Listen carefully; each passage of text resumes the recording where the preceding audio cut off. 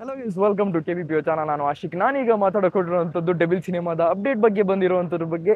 Already ನಿಮ್ಗೆ ಗೊತ್ತಿರುವಂಥ ವಿಷಯ ಆಗಿರುವಂಥದ್ದು. ಇದ್ರ ಬಗ್ಗೆ ನನ್ನ ಒಂದು ಅನಿಸಿಕೆನ ನಾನು ನಿಮ್ಮ ಮುಂದೆ ಮನ ಬಿಚ್ಚಿ ಮಾತಾಡಕೊಟ್ಟಿದ್ದೀನಿ ಅಂತ ಹೇಳ್ಬೋದು. ಸೊ ಗೈಸ್, ಅದನ್ನೆಲ್ಲ ಮಾಡಿದೆ, let's start the video. Okay, ಈಗ ಮೊದಲನೇದಾಗಿ ಹೇಳೋದಾದ್ರೆ, ನಾನಿಲ್ಲಿ ಲಾಸ್ಟ್ ಟೈಮ್ ಹೇಳ್ದಾಗೇನೆ 27th ಅಂತ ಹೇಳಿದ್ದೆ. 27th ಒಂದು ಅನೌನ್ಸ್ಮೆಂಟ್ ಬರುತ್ತೆ, ಅದು ಹಾಡಿಂದಾಗಿರ್ಬೋದು, ಯಾವಾಗ ಬರುತ್ತೆ ಅಂತ ಅನೌನ್ಸ್ಮೆಂಟ್ ಆಗಿರುತ್ತೆ ಅಂತ ಅನ್ಕೊಂಡಿದ್ದೆ. ಆದ್ರೆ 27th ಅನೌನ್ಸ್ಮೆಂಟ್ ಇರುವಂಥದ್ದು ರಿಲೀಸ್ ಡೇಟ್ ಬಗ್ಗೆ ಆಗಿರುವಂಥದ್ದು. ಸೊ ಇಲ್ಲಿ ಯಾವುದೇ ಕಾರಣಕ್ಕೂ 27th ಏನು ಅಪ್ಡೇಟ್ ಬರುತ್ತಲ್ಲ ಅದ್ರ ಬಗ್ಗೆ ಒಂದು ಡಿಸಪಾಯಿಂಟ್ಮೆಂಟ್ ಇಲ್ಲ ಅಂತಾನೆ ಹೇಳ್ಬೋದು.